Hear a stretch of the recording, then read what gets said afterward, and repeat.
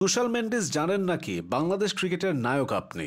বিএনপির যারা cricket follow করে তারা চাইলে এখন এই স্লোগানটা দিতেই পারে। আর বাংলা সিনেমা যারা দেখে তারা মিশা সওদাগরের ভাষায় বলতে পারে, বন্ধুর মতো কাজ করেছিস। তবে কুশাল মেন্ডিস যতটা নায়কের ভূমিকা পালন করেছেন তার থেকে বেশি তৌহিদ আফ্রিদির ভূমিকা পালন করেছেন। তার একটা ইনিংসে জোড়া লেগে গেছে বাংলাদেশ শ্রীলঙ্কার সম্পর্ক।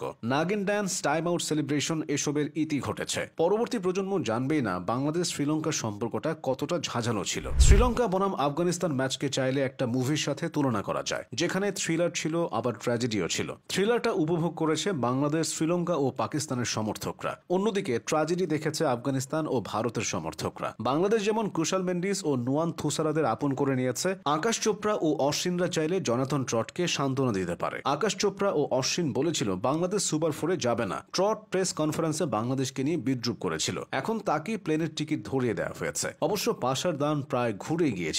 আফগানিস্তান নয়, প্লেনের টিকিট কাটতে হতো বাংলাদেশকে। প্রথম ইনিংসের পর তো আরব আমিরাতে থাকা সাংবাদিকদের কেউ কেউ তল্পি-তল্পা গুছিয়ে নিয়েছিল। শ্রীলঙ্কা বনাম আফগানিস্তান ম্যাচটা অনুষ্ঠিত হয়েছিল আবুধাবির শেখ জায়েদ স্টেডিয়ামে, কিন্তু সেখান থেকে বাংলাদেশে এর আমেজ ছিল বেশি। নুয়ান থুসারার তার এক জীবনে এতগুলো ধন্যবাদ পাননি যতগুলো এই ম্যাচে বোলিং করে পেয়েছেন। তিনি এক একটা উইকেট নিচ্ছিলেন আর তার ভাই ব্রাদারের সংখ্যাটা বাড়ছিল।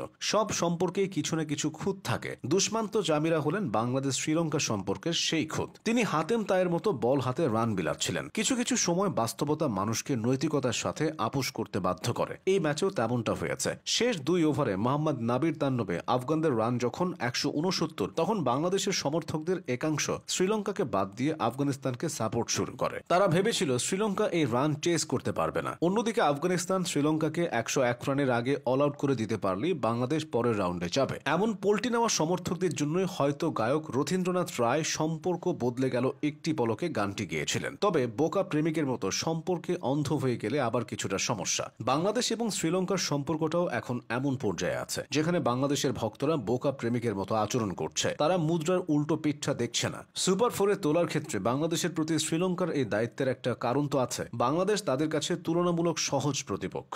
যে নুয়ান থুসারা ও কুশাল মেন্ডিসকে এখন সবাই বাহবা দিচ্ছে, বাংলাদেশ তাদের প্রিয় প্রতিপক্ষ। বাংলাদেশকে পেলে মেন্ডিসের ব্যাটটা তেলে বেগুনে জ্বলে ওঠে। তাই মান অভিমান এক পাশে রেখে শ্রীলঙ্কার সাথে সম্পর্কটা রাখা উচিত হবে কিনা সেটাও ভাবা যেতে পারে। রাখতে না চাইলে শেষ বার্তাটা এমন হতে পারে, শ্রীলঙ্কা, আমাদের আর কন্টিনিউ করা উচিত না। এই কয়েকদিনের সম্পর্কটা আমি সারা জীবন মনে রাখবো। ইউ ডিজার্ভ বেটার, ভালো থেকো। বাংলাদেশ সুপার ফোরে যাওয়ায় সাময়িক সময়ের জন্য সবাই খুশি হয়েছে ঠিকই, তবে পরের কথাটা ভাবছে না কেউই। হংকং, চায়না, আফগানিস্তান ও শ্রীলঙ্কার সাথে খেলে গ্রুপ পর্বের বাধা পার হওয়ায় কঠিন হয়েছে। সেখানে সুপার ফোরে অপেক্ষা করছে ভারত, পাকিস্তান। টাইগার ক্রিকেটের সবচেয়ে নিবেদিত সমর্থকরাও জানে কি হতে পারে সেখানে। তাই একদিকে যেমন উল্লাস, অন্যদিকে বাংলাদেশের আরো 3টা ম্যাচ যে সহ্য করতে হবে সে চিন্তাও করছে কেউ কেউ।